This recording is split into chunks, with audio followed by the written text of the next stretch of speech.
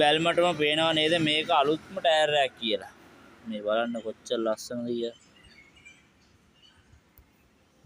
මේ ටයර් එකකට නමක් තියෙනවා.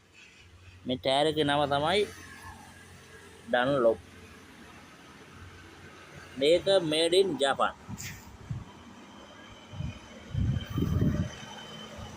මේක මේඩ් ඉන් ජපාන්. ඔයාලට හොඳට පේනවනේ. මේඩ් ඉන් ජපාන්. රයිට්. මේ ටයර් එකේ සයිස් එකක් තියෙනවා.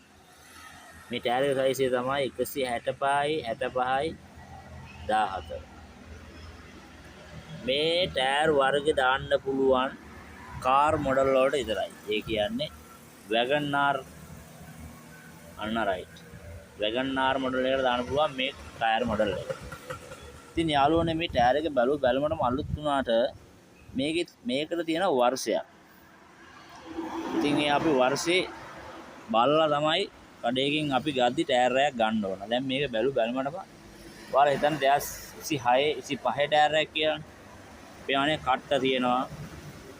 හොඳටම කට්ට රටාව තියෙනවා. ලස්සනට පේන්න තියෙනවා. කස්ටමර් කෙනෙක් ආපු ගමන් හිත ඇදිලා යනවා. ඒත් අපි වර්ෂය බලන්න ඕන. මේ වර්ෂය අපි ඇවිල්ලා මේ ටයර් එකේ ගහලා තියෙනවා. මෙන්න දිනා වර්ෂය 2023 33 වෙනි සතිය. ඉතින් අපි වාහනයකට ගොඩාක් සල්ලි දීලා අරගෙන ටයර් 4ක් අනිවාර්යෙන් දාන්න බෑ. ඉතින් දාද්දි වර්ෂය බලලා හොඳට හිතලා බලලා ටයර් එකේ බ්‍රෑන්ඩ් එක තත්ත්වේ හොඳ කම්ෆර්ටබල් ගතිය තියෙන සැප පහසුට පාර යන්න පුළුවන් ටයර් එකක් ඔයාලා දාගන්න.